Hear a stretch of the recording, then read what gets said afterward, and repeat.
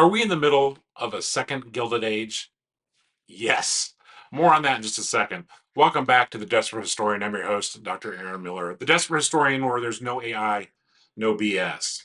Hey, do me a favor, hit that like and subscribe button. I'm an independent historian beholden to no political organization, ideology, or institution. I'm trying to grow this channel and engage more people, and I want people to learn more about history and engage history with a civil discourse. Hey, good news for this channel. I've gotten the first subscribers, which I'm amazed at. So thank you so much. Please tell your friends. I've also gotten the first comments. So thanks for leaving those too. So I appreciate that. I appreciate you supporting the channel. So more about the Gilded Age and whether or not we are in a second coming of the Gilded Age. The original Gilded Age, which took place in the late 1800s, early 1900s, was marked by incredible inequality of wealth in this country. In 1890, the richest 1% of Americans owned 51% of the wealth. So the top 1% owned the majority of the wealth in this country. There were very few wealthy Americans, and there weren't really that many middle class Americans either. Most people really struggled to put food on the table back then. The main jobs were back then were farmers, miners, factory workers. And those jobs back then, still today, those jobs are still dangerous. But back then, there was no OSHA, there were very few unions, not a lot of power for collective bargaining. And those jobs, especially in railroads, farming, factories, they were extremely dangerous. There were no benefits either in case somebody got injured or killed on the job. So that left a lot of widows and orphans out there who just struggled to survive. There's no social safety net back then either. So it was really difficult time. So the title The Gilded Age came from the 1873 novel by Mark Twain. And gilded refers to how this age appears to be golden, but it's not. Gilded is like a patina or a covering. So it appears that it's the golden era. We're through the Industrial Revolution, but the question is who benefited from that Industrial Revolution, the growth of factories and the production of steel and the use of electricity and more modern transportation and so forth. Who benefited from that? And it turned out it was the upper 1% who owned a lot of powerful monopolies. So where are we today? Where are we in 2025? Today, the richest 10% of Americans own 60% of the wealth of the United States. So the top 10% own the majority of the wealth of the United States. And quite frankly, that top 10%, that's a club that I ain't in. So it's a big club, but I ain't in it. The lower 50% of Americans only own about 6% of the nation's assets. So most of us own just a small fraction of the wealth that is generated in the United States. And income and wealth disparity have been on a rise in this country since the 1980s. So that's really been a trend that's been happening decade over decade, year after year. The original Gilded Age also featured a lot of corruption, graft, um, political corruption, and monopolies. And in the 1800s, these oligarchs were John D. Rockefeller, J.P. Morgan, the Vanderbilts, Andrew Carnegie. And if you ask me today, we still have the same thing going on. We've got powerful oligarchs, corruption, graft, political corruption. The names are different today. Today, the names are names like Zuckerberg and Bezos and Elon Musk and Peter Thiel. Back then, in the 1800s, the monopolies were oil, steel, finance, railroads. And today, the monopolies are big tech, big box stores, and still oil and banks or finance.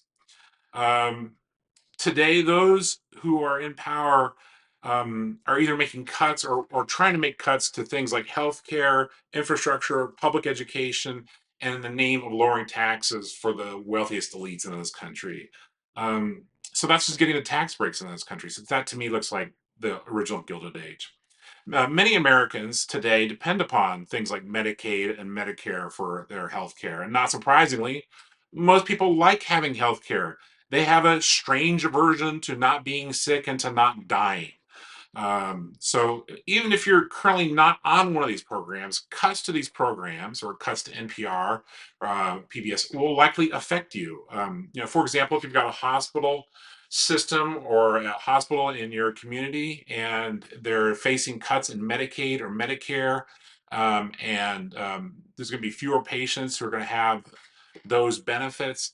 That means that that hospital is going to have a lower revenue, and that means that your bills will either go up or the hospital is going to have to cut programs or staff or nurses or something. So that is going to see a ripple effect in our communities. And then as those positions are eliminated in hospitals, doctors and nurses and so forth, they're paid really well in our communities, and that money will come out of our community. So not only could we possibly lose healthcare in some of our and a lot of these communities are being impacted by this, be it rural communities or urban community places where there are not a lot of choices for healthcare anyway.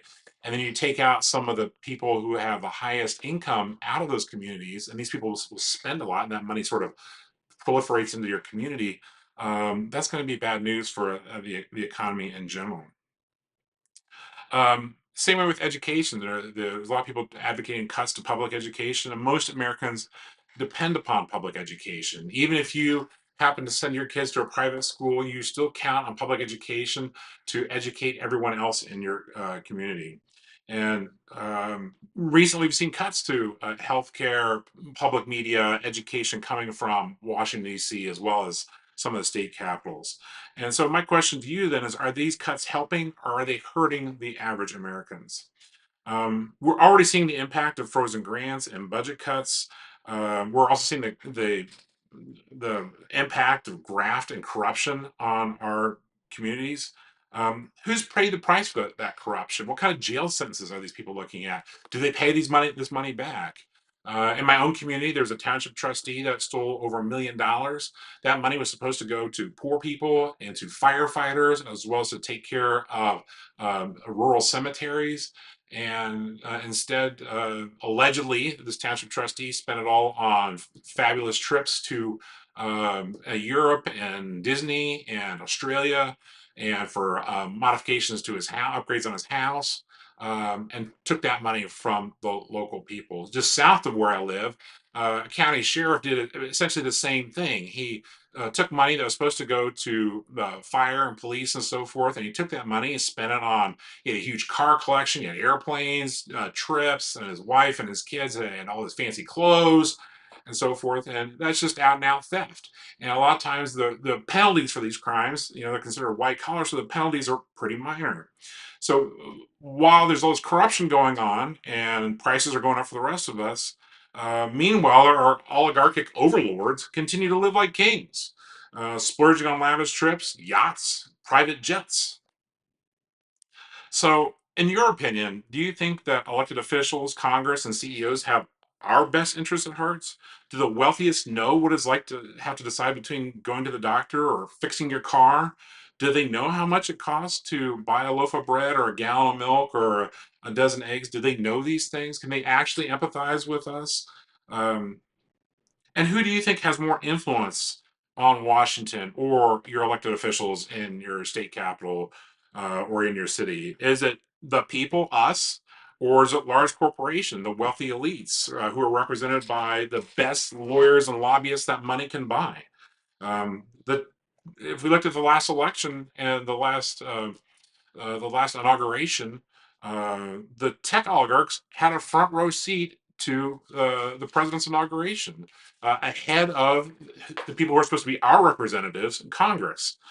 So that kind of tells me everything I need to know. So it's talking about the wealth inequality, the monopolies, the oligarchs, who owns what in this country. I do think we're in a second Gilded Age. Um, to be clear, though, the income inequality has been made worse by easy access to consumer credit. Credit cards, slick advertising, that convinces us to buy junk that we don't really need. We are convinced that buying all this crap is a true path to happiness. And so we've just become these consumers of junk. It's probably not good for us spiritually. It's bad for the environment, but it's also bad for our own finances. And so we're kept on a treadmill of sort of never-ending debt because of predatory lending and the easy access to credit and all the advertising convincing us that we need to buy a bunch of junk. But again, the government is unwilling or unable to protect its citizens from this opiate of consumer credit. Um, some of the commentators, some of the cowards in the media landscape claim when giving their opinions, like I'm giving here, that they're quote unquote just asking questions. Well, I'm not just asking questions. I've posted a lot of questions here for you to think about, but I'm not hiding that rhetorical sleight of hand. Consider your own answers to these questions. Are we in a second Gilded Age? Who has control over the wealth in this country? Who has control of the political infrastructure in this country to build wealth? What impact are monopolies having on us? What impact is cheap consumer credit or easy access to consumer credit having on us? So form your own answers to those questions that I pose and make up your own mind and leave your comments below. But in my humble estimate, as the desperate historian, we are indeed in the midst of a second Gilded Age. Hey, thanks for tuning in. I'll see you next time.